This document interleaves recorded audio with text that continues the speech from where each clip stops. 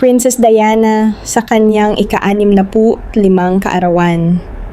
Ang tahimik na paggunita ni na Prince William at Prince Harry na nagpaalala sa isang bansang hindi pa rin ganap na nakakalimot. Noong Hulyo 1, 2026, nagising ang buong United Kingdom sa isang petsang puno ng alaala at damdamin. Hindi ito isang araw ng engrandeng pagdiriwang o opisyal na seremonya ng monarkiya. Sa halip, isa itong tahimik na paggunita sa isang buhay na natapos ng napakaaga. Kung nabubuhay pa si Princess Diana, siya ay magiging 65 taong gulang sa araw na iyon. Hindi ito isang karaniwang kaarawan. Isa itong paalala ng lahat ng mga sandaling hindi na niya naranasan.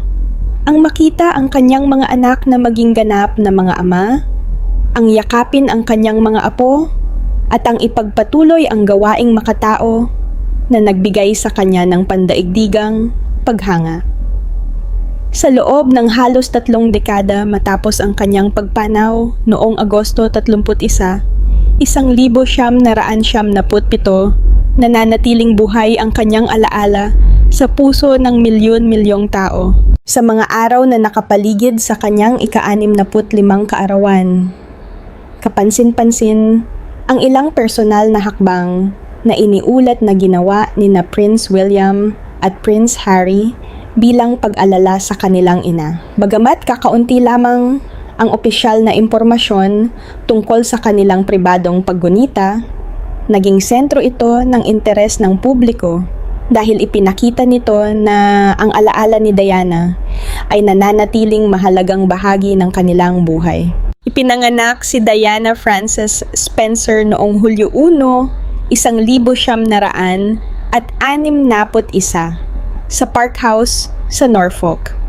Mula sa pagiging isang batang aristokrata, naging isa siya sa pinakatanyag na personalidad sa buong mundo matapos ang kanyang kasal kay noon ay Prince Charles noong 1981. Subalit higit pa sa kanyang titulo bilang Princess of Wales, ang naging dahilan ng kanyang pambihirang impluwensya. Nakilala siya dahil sa kanyang pagiging malapit sa ordinaryong mamamayan. Madalas siyang bumisita sa mga ospital, refugee camp, at mga komunidad na biktima ng digmaan at kahirapan. Isa sa kanyang pinakamahalagang naiambag ay ang kanyang kampanya laban sa paggamit ng mga landmine. Sa panahong maraming leader ang umiiwas sa sensitibong isyong ito, pinili ni Diana na personal na maglakad sa mga lugar na may panganib upang ipakita ang tunay na epekto ng mga pampasabog sa mga sibilyan. Ang kanyang mga larawan habang nakasuot ng protective gear ay naging simbolo ng kanyang katapangan at malasakit. Hindi rin siya natakot na makihalubilo sa mga pasyenteng may HIV/AIDS noong panahong laganap pa ang maling paniniwalang madaling makahawa ang sakit sa simpleng paghawak ng kamay. Ang kanyang simpleng pagkilos ay nakatulong upang mabawasan ang diskriminasyon laban sa mga may sakit. Noong Agosto 31, 1997, nasawi si Princess Diana sa isang aksidente sa sasakyan sa Paris. Siya ay 36 na taong gulang lamang. Sa panahong iyon, sina Prince William at Prince Harry ay 15 at 12 taong gulang pa lamang. Napakabata pa nila upang ganap na maunawaan ang bigat ng pagkawala ng isang ina. Ang kanyang libing ay naging isa sa pinakamalaking pampublikong pagdadalamhati sa makabagong kasaysayan ng Britain. Milyon-milyong tao ang pumila upang magbigay ng bulaklak sa Kensington Palace, habang bilyon-bilyong manonood naman ang nakasubaybay sa telebisyon sa buong mundo. Inilibing si Diana sa isang maliit na isla sa gitna ng lawa sa Althorp Estate, ang tahanan ng pamilya Spencer sa Northamptonshire. Pinili ng kanyang kapatid na si Charles Spencer ang lugar upang mapanatili ang katahimikan at dignidad ng kanyang libingan laban sa napakalaking bilang ng mga nais bumisita rito. Ang edad na 65 ay karaniwang iniuugnay sa bagong yugto ng buhay. Panahon ng pagreretiro, mas maraming oras kasama ang pamilya, at pagkakataong makita ang bunga ng mga pinaghirapan sa nakalipas na mga dekada. Para kay Diana, ang ika-65 kaarawan ay kumakatawan sa buhay na hindi niya kailanman naranasan. Marami ang nag-iisip kung ano kaya ang kanyang magiging papel sa kasalukuyang panahon. Marahil ay isa siyang lola na malapit kina Prince George, Princess Charlotte at Prince Louis. Posible ring patuloy siyang mangunguna sa iba't ibang makataong kampanya sa buong mundo. Ang mga tanong na ito ang lalong nagpapalalim sa damdamin ng publiko tuwing sumasapit ang kanyang kaarawan. Sa paglipas ng mga taon, kapwa naging bukas sina Prince William at Prince Harry sa pagbabahagi ng epekto ng pagkawala ni Diana sa kanilang buhay. Maraming ulit nang sinabi ni William na malaki ang impluwensya ng kanyang ina sa paraan ng kanyang pagpapalaki sa sariling mga anak. Hangad niyang maranasan nina George, Charlotte at Louis ang mas normal at mapagmahal na kapaligiran hanggat maaari. Si Harry naman ay paulit-ulit ding nagsalita tungkol sa matinding epekto ng pagkawala ng kanyang ina sa kanyang mental health at personal na buhay. Sa iba't ibang panayam at sa kanyang memoir, ibinahagi niya ang mga emosyon at hamong kanyang pinagdaanan habang lumalaki. Bagamat naging magkaiba ang direksyon ng kanilang buhay bilang magkapatid, nananatiling si Diana ang isa sa pinakamalaking ugnayang nagbubuklod sa kanila. Halos 3 dekada matapos ang kanyang pagpanaw, nananatiling aktibo ang impluwensya ni Princess Diana sa maraming gawaing pangkawanggawa. Marami sa mga organisasyong kanyang sinuportahan ay nagpapatuloy pa rin hanggang ngayon. Gayon din, ang mga isyong kanyang itinaguyod, mental health, laban sa stigma ng HIV/AIDS, pagtulong sa mga biktima ng digmaan, at pangangalaga sa mga mahihirap, ay patuloy ding binibigyang pansin ng iba't ibang institusyon. Makikita rin ang impluwensyang ito sa gawain nina Prince William at Princess Catherine, lalo na sa pagsusulong ng mental health awareness at maagang pag-unlad ng mga bata. Sa kabilang banda, si Prince Harry ay nananatiling aktibo rin sa pagsusulong ng mga programang sumusuporta sa mental health at kapakanan ng mga veterano. Tuwing sumasapit ang Hulyo 1, hindi lamang isang kaarawan ang ginugunita ng Britain. Ito ay isang pagkakataong balikan ang personalidad ng isang babaeng nagbigay ng bagong muka sa pagiging miyembro ng maharlikang pamilya. Hindi siya naging perpekto. Dumaan siya sa maraming personal na pagsubok, kontrobersiya, at matinding presyon mula sa media. Ngunit sa kabila nito, nanatili siyang simbolo ng malasakit, kababaang loob, at tunay na pakikipagkapwa. Ang kanyang kakayahang makinig, humawak ng kamay ng mga may sakit, at makihalubilo sa mga ordinaryong tao ang dahilan kung bakit nananatili siyang isa sa pinakamamahal na personalidad sa kasaysayan ng modernong monarkiya. Noong Enero 1997,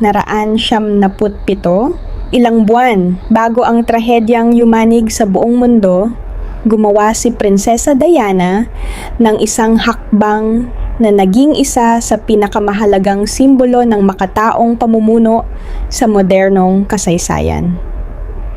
Lumakad siya sa isang aktibong minefield sa Angola, hindi upang makakuha ng magandang larawan para sa media, kundi upang igiit sa mga pinuno ng daigdig na harapin ang isang krisis na matagal nang isinasantabi.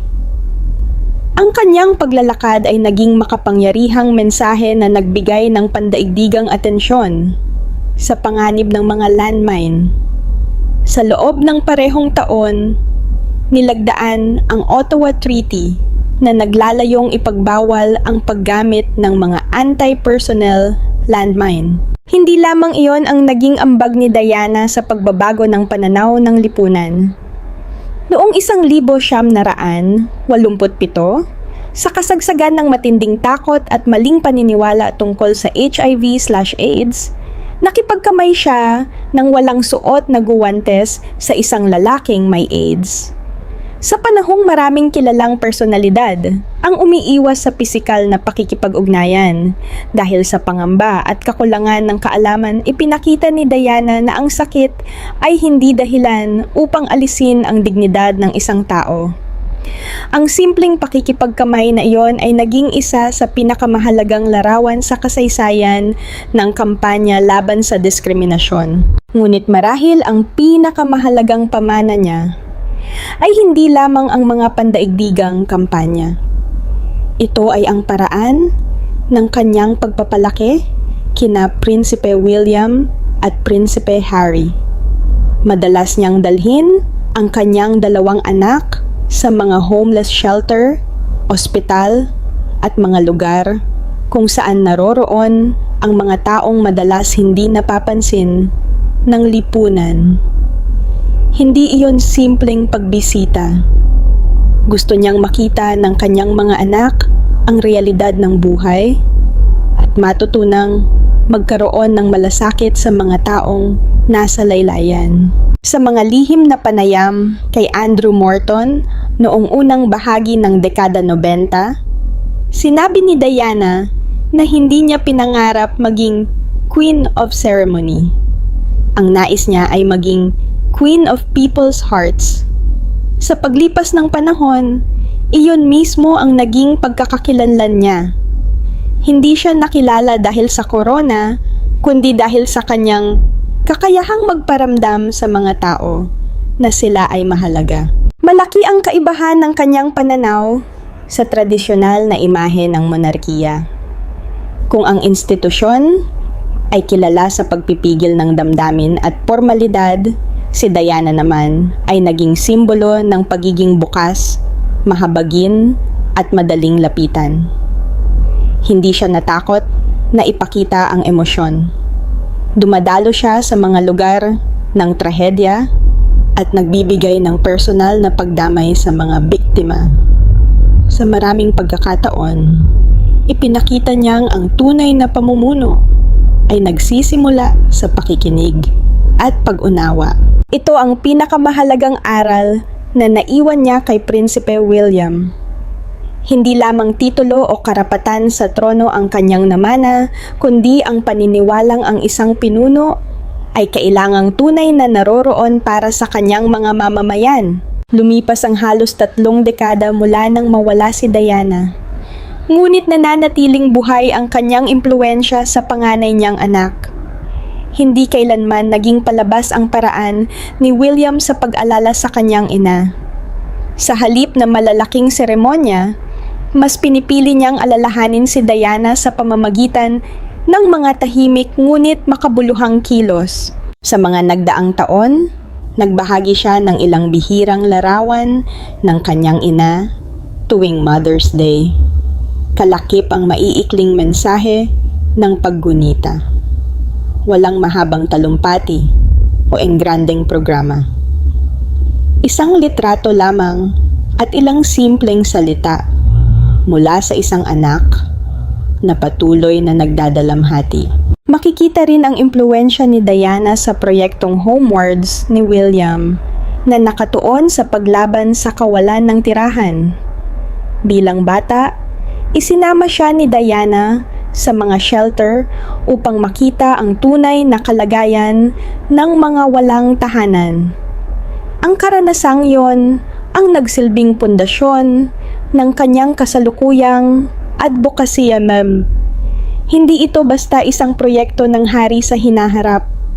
Ito ay pagpapatuloy ng misyong sinimulan ng kanyang ina. Ayon sa ilang royal biographer, kabilang si Robert Jobson. Determinado si William na makilala ng kanyang mga anak ang kanilang lola hindi bilang isang alamat o personalidad sa media, kundi bilang isang tunay na tao na nagmahal sa kanyang pamilya at naglingkod sa kapwa. Ang layuning ito ang sinasabing naging gabay niya sa maraming desisyon bilang ama. Noong Hulyo 1, 2026, sa paggunita sana sa ika-65 kaarawan ni Diana, lumitaw ang mga ulat mula sa mga mapagkukunan na malapit sa sambahayanan ng hari na pinili umano ni William ang isang napaka-personal na paraan ng pag-alala. Sa halip na maglabas ng opisyal na pahayag o magsagawa ng pampublikong seremonya, sinasabing bumisita siya ng pribado sa Althorpe Estate, ang tahanan ng pamilya Spencer, at ang lugar kung saan nakahimlay si Diana sa gitna ng isang maliit na isla sa lawa. Wala namang opisyal na kumpirmasyon mula sa palasyo tungkol sa naturang pagbisita, kaya nananatili itong ulat na hindi pa napatutunayan. Gayunpaman, ang ganitong uri ng pribadong paggunita ay naaayon sa kilalang estilo ni William sa pag-alala sa kanyang ina. Malayo sa kamera at malayo sa ingay ng publiko. Ngunit higit na naging sentro ng usapan ang umano'y papel ni Prinsesa Charlotte sa paggunita. Si Charlotte Elizabeth Diana, na isinilang noong Mayo 2, 2015, ay nagdadala ng pangalan ng kanyang lola bilang ikatlong pangalan. Ang pagpiling iyon ay matagal nang tinitingnan bilang isang tahimik ngunit makabuluhang pagpupugay kay Diana. Habang lumalaki si Charlotte, maraming tagamasid ang napapansing may ilang pagkakahawig siya sa kanyang lola, hindi lamang sa ilang katangiang pisikal kundi maging sa paraan ng kanyang pakikitungo sa mga tao. Bagamat ang ganitong obserbasyon ay nananatiling opinyon lamang ng publiko at media, madalas siyang ilarawan bilang isang batang may likas na kumpiyansa, pagiging magalang, at malasakit sa kapwa. Sa pagdiriwang sana ng kanyang ika-65 kaarawan noong Hulyo 1, 2026, muling naging sentro ng usapan ang paraan ng pag-alala sa kanya ng kanyang panganay na anak, si Prinsipe William. Ngunit sa pagkakataong ito, hindi umano isang pampublikong seremonya o opisyal na talumpati ang naging pinakamahalagang bahagi ng paggunita. Sa halip, ayon sa mga ulat mula sa ilang publikasyong tumatalakay sa maharlikang pamilya, ang pinakamahalagang sandali ay naganap sa isang pribadong pag-uusap sa pagitan ng isang ama at ng kanyang anak na si Prinsesa Charlotte. Mahalagang tandaan na ang mga detalyeng ito ay batay sa mga ulat mula sa hindi pinangalanang mga source at hindi pa opisyal na kinukumpirma ng Kensington Palace. Gayunpaman, ang kwentong ito ay umani ng malawak na interes dahil sa emosyonal nitong mensahe. Matagal nang sinasabi ng ilang taong malapit umano sa pamilya na si Prinsesa Charlotte ay may ilang katangiang nagpapaalala kay Diana. Hindi ito nangangahulugang magkapareho sila, kundi may mga obserbasyong nagsasabing taglay ng batang prinsesa ang likas na pagiging palakaibigan, mapagmasid, at may interes sa mga tao sa kanyang paligid. Ayon sa ilang ulat, si Charlotte ay isang batang mahilig magtanong. Hindi siya madaling makontento sa mababaw na paliwanag. Kapag may nais siyang malaman, hinahanap niya ang kuwento sa likod ng mga pangyayari. Ang ganitong pag-uusisa ang sinasabing nagbigay daan sa isang mahalagang pag-uusap nila ng kanyang ama. Sa panahong papalapit ang ika-65 kaarawan ni Diana, Sinasabing naupo si William kasama ang kanyang anak upang ikwento kung sino talaga ang kanyang lola. Hindi umano ito isang formal na talakayan tungkol sa kasaysayan ng maharlikang pamilya. Isa raw itong simpleng pag-uusap na maaaring mangyari lamang kapag naramdaman ng isang ama na sapat na ang gulang ng kanyang anak upang maunawaan ang isang napakahalagang bahagi ng kanilang kasaysayan bilang pamilya. Ayon sa isang source na sinipi ng isang royal publication, nagbahagi umano si William ng ilang lumang larawan ni Diana kay Charlotte. Hindi lamang mga kilalang retrato na nakita na ng publiko, kundi mga personal na alaala na may kahalagahan sa kanilang pamilya. Mas mahalaga pa raw sa mga larawan ang mga kwentong kasama ng mga ito. Ikinuwento umano ni William ang maliliit na detalye tungkol sa kanyang ina. Kung paano ito tumawa, kung ano-anong simpleng bagay ang nagpapasaya rito, at kung paano nito ipinakita ang pagmamahal sa kanyang mga anak sa paraang hindi kailanman ganap na naipakita sa mga dokumentaryo o talambuhay. Ito ang mga alaalang hindi mababasa sa mga aklat at hindi mapapanood sa telebisyon. Ito ang mga alaalang tanging isang anak lamang ang maaaring magbahagi sa susunod na henerasyon. Habang lumalalim umano ang kanilang pag-uusap, nagsimulang magtanong si Charlotte. Hindi umano ito mga tanong na bunga lamang ng pag-aaral ng kasaysayan. Ito ay mga tanong ng isang batang gustong makilala ang lola na hindi niya kailanman nakasama. Sino ba talaga si Diana kapag wala ang mga kamera? Ano ang pinakamahalaga sa kanya? Ano ang dahilan kung bakit napakaraming tao ang patuloy na nagmamahal sa kanya makalipas ang maraming taon? Bagamat walang opisyal na tala, kung ano mismo ang naging laman ng kanilang pag-uusap, inilalarawan ng ilang ulat na para bang hindi lamang mga alaala ang ibinigay ni William sa kanyang anak, kundi isang responsibilidad. Ang panatilihing buhay ang kwento ng isang babaeng naging napakahalaga sa kanilang pamilya. Si Charlotte Elizabeth Diana, na isinilang noong Mayo 2, 2015, ay nagdadala ng pangalan ng kanyang lola bilang bahagi ng kanyang buong pangalan. Para sa marami, isa itong tahimik ngunit makabuluhang pagpupugay. Sa paglipas ng panahon, maraming tagamasid ang nagsasabing may ilang pagkakahawig ang batang prinsesa kay Diana. Hindi lamang sa ilang pisikal na katangian, kundi maging sa paraan ng kanyang pakikitungo sa ibang tao. Gayunpaman, nananatili itong mga obserbasyon ng publiko at media at hindi opisyal na paglalarawan mula sa pamilya. Mas mahalaga kaysa sa anumang pagkakahawig ang mga pagpapahalagang nais ipasa ni William sa kanyang mga anak.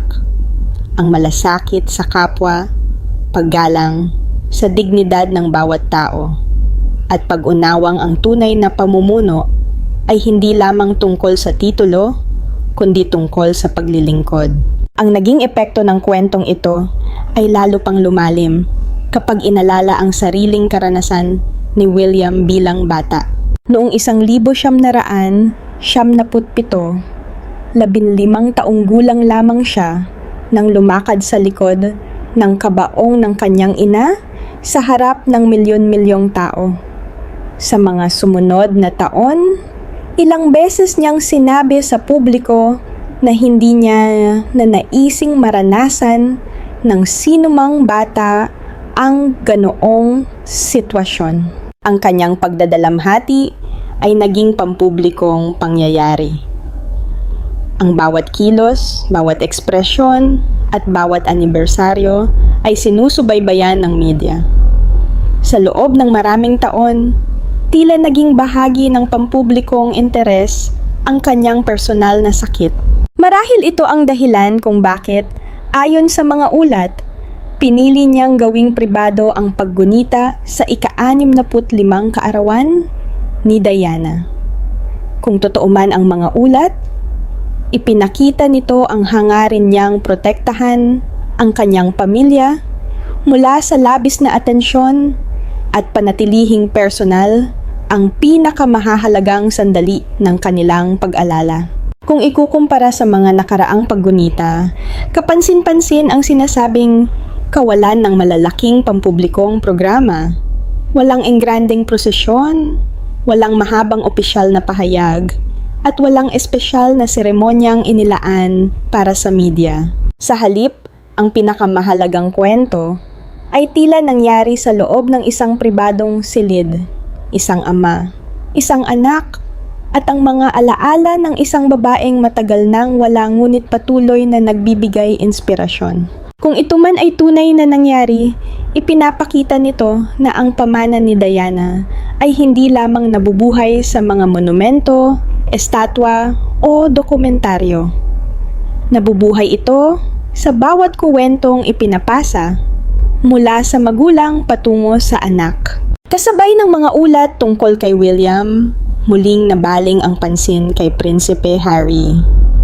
Tulad ng kanyang kapatid, anak rin siya ni Diana, at 12 taong gulang lamang nang mawala ang kanilang ina. Pareho silang lumakad sa likod ng kabaong sa libing ni Diana, at parehong lumaki sa ilalim ng matinding pagsubaybay ng media. Gayunpaman, magkaiba ang naging landas ng kanilang buhay. Mula nang umatras siya bilang working royal noong 2020 at lumipat sa Estados Unidos kasama ang kanyang pamilya, naging tampok sa maraming ulat ang lumalalim na hindi pagkakaunawaan nila ni William. Gayunpaman, anuman ang estado ng kanilang relasyon bilang magkapatid, nananatiling iisa ang kanilang pinanggalingang alaala, ang pagkawala ng kanilang ina sa murang edad. May mga ulat ding nagsasabing hindi rin pinabayaan ni Harry ang paggunita sa ika-65 kaarawan ni Diana. Gayunman, tulad ng maraming detalye tungkol sa pribadong buhay ng pamilya, limitado ang opisyal na impormasyong inilabas ukol dito. Noong Hulyo 1, 2026, ginunita ng buong mundo ang isang petsang puno ng emosyon. Ang ika-65 sa nanakaarawan ni Prinsesa Diana. Mahigit 25 taon na ang lumipas mula nang siya ay pumanaw, ngunit nananatiling buhay ang kanyang impluwensya sa lipunan, sa makabagong monarkiya ng Britanya, at higit sa lahat, sa kanyang 2 anak na sina Prince William at Prince Harry. Mula sa California, kinilala ni Prince Harry ang espesyal na araw sa isang paraang inilarawan ng mga taong malapit sa kanya bilang lubhang personal. Ayon sa mga ulat, hindi ito ginawa upang makipagkumpetensya sa ginawang paggunita ni Prince William ni bilang pahayag tungkol sa matagal ng hidwaan ng magkapatid. Ginawa niya ito bilang isang anak na nagmamahal at hindi kailanman tumigil sa pag-alala sa kanyang ina. Sa gitna ng napakaraming balita tungkol sa kanilang hindi pagkakaunawaan, may isang katotohanang madalas na natatabunan. Ano man ang nangyari sa pagitan nina William at Harry, may ugnayang hindi maaaring burahin ng panahon, ng mga legal na alitan, o ng walang tigil na pag-uulat ng media. Pareho silang lumakad sa likod ng kabaong ng kanilang ina noong 1997. Pareho silang lumaki sa ilalim ng pambihirang pagmamahal ng isang babaeng nagbago sa pananaw ng mundo tungkol sa pagiging isang prinsesa. Si Diana ay hindi lamang simbolo ng kagandahan o pagiging bahagi ng maharlikang pamilya. Isa siyang ina na paulit-ulit na nagsasabing ang pinakamahalagang hangarin niya ay manatiling magkalapit ang kanyang 2 anak. Nais niyang magkaroon sila ng isa't isa sa mga panahong walang ibang tunay na makauunawa sa kanilang pinagdaraanan.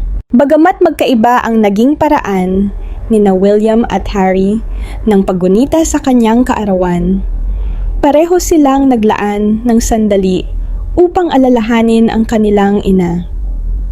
Para sa ilan, nakalulungkot itong isipin dahil ginagawa nila ito nang magkahiwalay.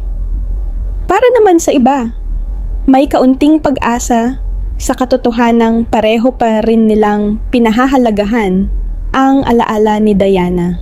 Isa itong tanong na tahimik na bumabalot sa isip ng maraming Breton. Sa araw na sana'y ika-65 kaarawan ng kanilang ina, mayroon kaya kahit isang pribadong sandali na tila lumiit ang distansya sa pagitan ng dalawang magkapatid?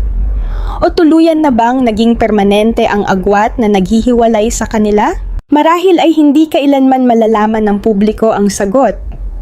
At maaaring iyon mismo ang pinakaangkop. Habang nabubuhay si Diana, lagi niyang sinisikap na protektahan ang kanyang mga anak laban sa labis na pag-usisa ng publiko.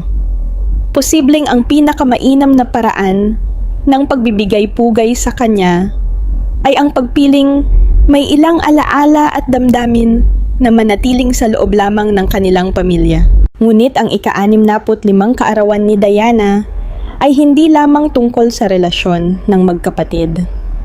Isa rin itong paalala na unti-unti nang nagbabago ang paraan ng pag-alala sa kanya. Sa loob ng halos 3 dekada, malaking bahagi ng kanyang pamana ang hinubog ng institusyon ng monarkiya. Ang mga opisyal na larawan, pahayag, seremonya, at paggunita ay maingat na inihahanda upang mapanatili ang balanse sa pagitan ng kasaysayan at ng kasalukuyang imahe ng korona.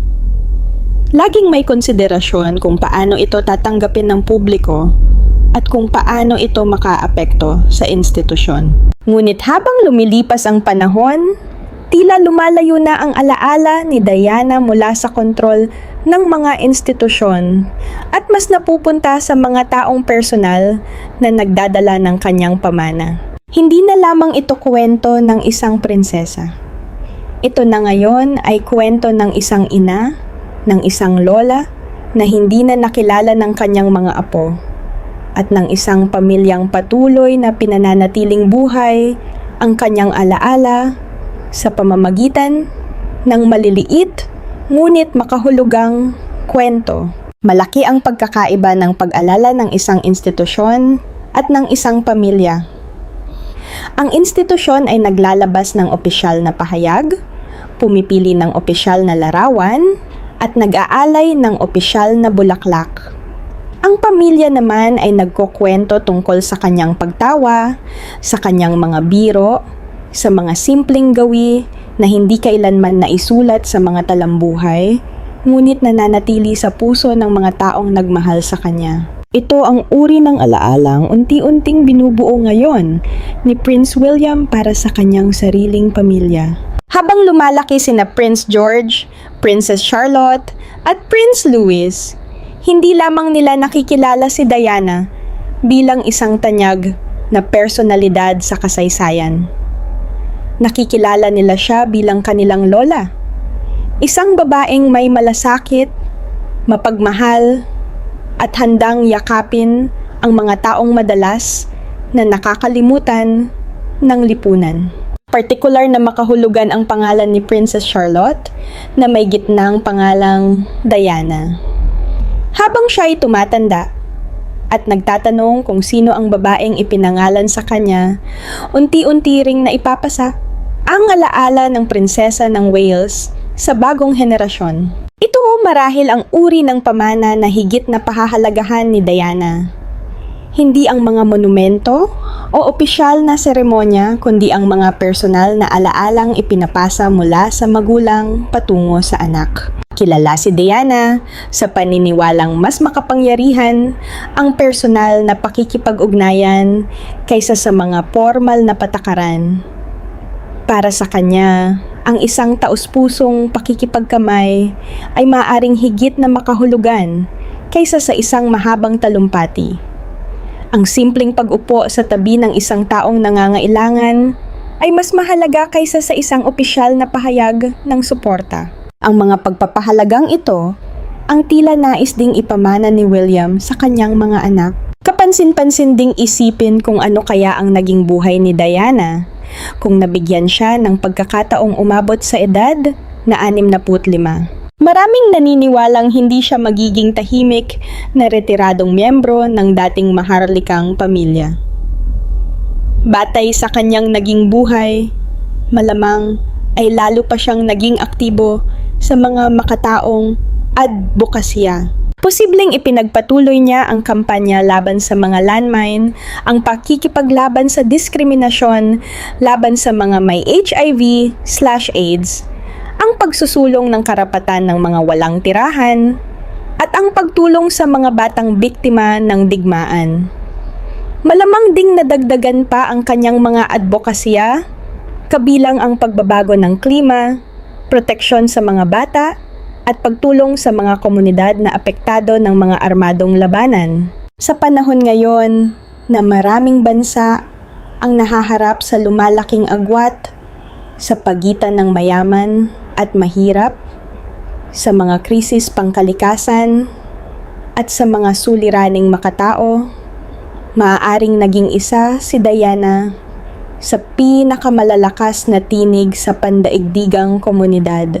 Hindi lamang bilang patron ng iba't ibang organisasyon, kundi bilang isang aktibong leader na personal na bumibisita sa mga lugar na nangangailangan ng tulong at naglalantad ng mga isyong madalas na hindi napapansin.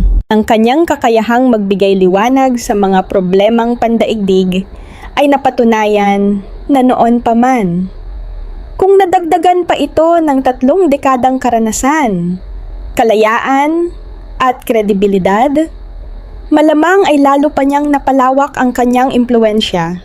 At sa personal na aspeto, maraming naniniwalang naging isang mapagmahal na lola si Diana. Madalas ilarawan ng mga nakakakilala sa kanya bilang isang taong madaling makipaglaro sa mga bata, mahilig tumawa, at kayang iparamdam sa bawat batang kanyang makakasama na sila ang pinakamahalagang tao sa kanyang harapan. Marahil ay isa siyang lola na bigla na lamang dadalaw ng walang paanyaya. Mananatili ng mas matagal kaysa sa inaasahan at pupunuin ng saya ang bawat pagtitipon ng pamilya. Bagamat hindi ito nangyari, nananatiling buhay ang larawan ng posibilidad na iyon sa imahinasyon ng milyon-milyong taong patuloy na humahanga sa kanya.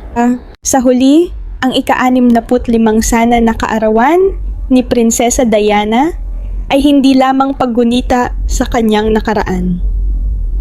Isa rin itong paalala na ang tunay na pamana ng isang tao ay hindi nasusukat sa mga titulo, palasyo o opisyal na seremonya. Nasusukat ito sa mga buhay na kanyang nabago, sa mga pagpapahalagang kanyang naipasa, at sa pagmamahal na patuloy na nabubuhay sa puso ng kanyang pamilya at ng mga taong kanyang naantig sa buong mundo. Isa sa mga pinakakapansin-pansing aspeto ng personalidad ni Diana ay ang kanyang pagiging tunay sa pakikitungo sa tao. Hindi siya kilala bilang isang prinsesang nananatili lamang sa formalidad ng palasyo. Madalas siyang yumakap, humawak ng kamay at makipag-usap ng direkta sa mga taong kanyang nakakasalamuha. Kapag bumibisita siya sa mga ospital, paaralan o mga institusyong pangkawanggawa, hindi niya pinananatili ang distansyang inaasahan sa isang miyembro ng maharlikang pamilya. Mas pinipili niyang umupo sa sahig kasama ang mga bata, makinig sa kanilang mga kwento, at ipadama na sila ay mahalaga. Sa maraming paraan, iyon ang naging natatanging tatak ni Diana. Hindi lamang siya naging simbolo ng maharlikang pamilya, kundi naging simbolo rin ng malasakit at pagkatao. Ang kanyang mga simpleng kilos ay nagbigay ng mensahe na ang tunay na dignidad ay hindi lamang nasusukat sa titulo, kundi sa kakayahang ipadama sa iba na sila ay nakikita at pinapahalagahan. Kung nabuhay si Diana hanggang sa kasalukuyan, marami ang naniniwalang ang kanyang mga apo, sina Prince George, Princess Charlotte, at Prince Louis, ay marahil lumaking kasama ang isang lola na puno ng init at pagmamahal. Marahil ay naranasan nila ang kanyang mahigpit na yakap, ang kanyang masayang pagtawa, at ang kanyang likas na kakayahang gawing komportable ang sinumang kanyang kaharap. Ang ganitong uri ng pagmamahal ay hindi maliit na bagay. Ito ang uri ng pagmamahal na nagiging pundasyon ng pagkatao ng isang bata. Ang isang yakap mula sa isang mapagmahal na lola, ang simpleng pag-upo upang makinig sa kwento ng isang apo, o ang pagbibigay ng oras sa gitna ng pagiging abala, ay mga alaalang nananatili habang buhay. Ngunit ang pagkakataong iyon ay hindi na dumating. Hindi na nakilala ng mga anak ni Prince William ang kanilang lola. Wala silang sariling alaala tungkol sa kanya. Ang lahat ng kanilang nalalaman ay mula sa mga kwento, larawan, at alaalang ibinabahagi ng kanilang ama. Marahil ito ang dahilan kung bakit napakahalaga ng papel ni Prince William sa pagpapanatili ng alaala ni Diana. Bilang anak, siya ang may pinaka-personal na mga karanasan tungkol sa kanyang ina. Alam niya ang mga katangiang hindi makikita sa mga dokumentaryo o opisyal na talambuhay. Alam niya kung paano tumawa si Diana, kung paano siya magbigay ng payo, kung paano niya ipinaramdam sa kanyang mga anak na mahal sila sa kabila ng mga hamon ng buhay sa loob ng monarkiya. Hindi lamang niya ipinapasa ang kasaysayan sa kanyang mga anak. Ipinapasa niya ang pagkatao ng kanilang lola. Napakahalaga ng aspektong ito, lalo na para kay Princess Charlotte. Habang siya ay lumalaki, hindi maiiwasang ikumpara siya ng publiko sa kanyang lola.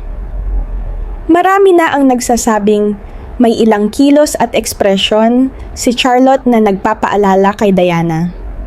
Gayunpaman, higit na mahalaga kaysa sa anumang pisikal na pagkakahawig ang pag-unawa niya kung sino talaga ang kanyang lola bilang tao. Sa edad na 11 taon, nagsisimula ng maunawaan ni Charlotte ang mas malalim na kahulugan ng kasaysayan ng kanyang pamilya. Habang tumatanda siya, lalo pang magiging mahalaga ang mga kwentong ibinabahagi ni William. Hindi niya ipinapakilala si Diana bilang isang alamat lamang. Ipinapakilala niya ito bilang isang ina, isang anak, isang kaibigan, at isang babaeng nagkaroon ng mga pangarap, takot, pagkukulang, at pambihirang lakas ng loob. Ito ang malaking kaibahan ng alaalang pampamilya at alaalang institusyonal. Ang institusyon ay nag-iingat ng mga larawan, monumento, opisyal na talumpati, at seremonya. Ngunit ang pamilya ang nag-iingat ng mga simpleng kwento. Ang paboritong biro, ang paraan ng pagtawa, ang mga payong ibinibigay bago matulog, at ang mga sandaling hindi kailanman nakuhanan ng kamera. Kapag dumating ang panahon na mas aktibo na si Charlotte sa kanyang pampublikong tungkulin, tiyak na muling mababanggit ang pangalan ni Diana. Ngunit kung mangyari man iyon, ang tunay na kahalagahan ay hindi kung magmumukha ba siyang katulad ng kanyang lola o gagayahin ba niya ang estilo nito. Mas mahalaga kung madadala niya ang parehong diwa ng malasakit, kababaang loob, at pagiging malapit sa tao. Iyon ang uri ng pamanang hindi maaaring ipag-utos ng isang institusyon. Ito ay naipapasa lamang sa pamamagitan ng pagmamahal at mga personal na kwento. Sa paglipas ng panahon, malinaw na ang alaala ni Diana ay hindi na lamang bahagi ng kasaysayan ng monarkiya. Naging bahagi na rin siya ng pandaigdigang kamalayan tungkol sa habag at makataong pamumuno.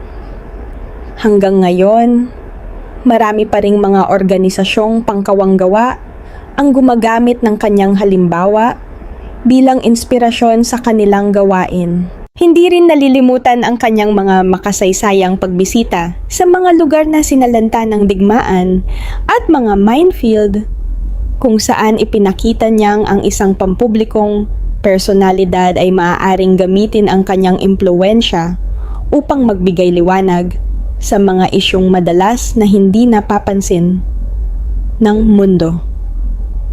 Ang kanyang katapangan ay hindi lamang nasusukat sa kanyang mga talumpati, kundi sa kanyang kahandaang lumapit sa mga taong iniiwasan ng iba. Marahil ito rin ang dahilan kung bakit nananatili siyang minamahal. Hindi dahil siya ay isang prinsesa lamang, kundi dahil ipinakita niyang ang tunay na dangal ay nagmumula sa malasakit sa kapwa. Para kay Prince William, ang pagpapanatili ng alaala ng kanyang ina ay tila isang tahimik ngunit mahalagang tungkulin. Hindi ito kailangang ipakita sa pamamagitan ng malalaking seremonya o mga palabas sa harap ng media. Minsan, sapat na ang isang pribadong pag-uusap sa pagitan ng ama at anak upang matiyak na ang isang mahalagang alaala ay hindi kailanman mawawala. Sa kabilang banda, si Prince Harry ay patuloy ding nagdadala ng sariling paraan ng pag-alala sa kanyang ina. Bagamat magkaiba na ang landas na tinatahak ng magkapatid, iisa pa rin ang kanilang pinagmulan ng pagdadalamhati. Pareho silang nawalan ng ina sa murang edad at pareho nilang dinadala ang alaalang iyon sa magkaibang paraan. Hindi maiiwasang itanong ng marami kung magkakaroon pa kaya ng pagkakataong muling magkalapit ang magkapatid. Walang sino man ang makapagsasabi ng kasagutan. Ang anumang mangyayari sa kanilang personal na relasyon ay nananatiling pribadong usapin. Gayunpaman, isang katotohanan ang nananatili. Pareho silang anak ni Diana at ang kanyang impluwensya ay patuloy na nakaukit sa kanilang buhay. Habang lumalaki ang susunod na henerasyon ng maharlikang pamilya, tila mas lalong nagiging malinaw na ang pamana ni Diana ay hindi lamang nakasalalay sa mga larawan, monumento o opisyal na paggunita. Nabubuhay ito sa bawat kuwentong ipinapasa mula sa magulang patungo sa anak, sa bawat pagpapahalagang pinipiling ipagpatuloy, at sa bawat gawaing nagpapakita ng kabutihan at malasakit. Sa huli, ang tunay na pamana ni Diana ay hindi ang kanyang titulo, kundi ang paraan ng kanyang pakikitungo sa tao. Ipinakita niyang maaaring pagsamahin ang dignidad at kababaang loob, ang katanyagan at pagiging makatao, ang impluwensya at tunay na malasakit. Kung siya man ay umabot sa edad na 65, marahil ay patuloy pa rin siyang magiging inspirasyon sa maraming tao. Ngunit kahit hindi iyon nangyari, nananatili siyang buhay sa alaala ng kanyang pamilya at ng milyon-milyong taong patuloy na humahanga sa kanyang halimbawa. Ang pagdadadalamhati, gaya ng ipinakikita ng kanyang kwento, ay hindi tunay na nagtatapos. Nagbabago lamang ito ng anyo sa bawat salinlahi. At sa bawat pagkakataong may isang magulang na nagkukuwento tungkol sa isang mahal sa buhay na nawala na, muling nabubuhay ang alaala nito. Marahil iyon ang pinakamahalagang pamana ni Diana. Isang alaalang hindi lamang iniingatan, kundi patuloy na isinasabuhay.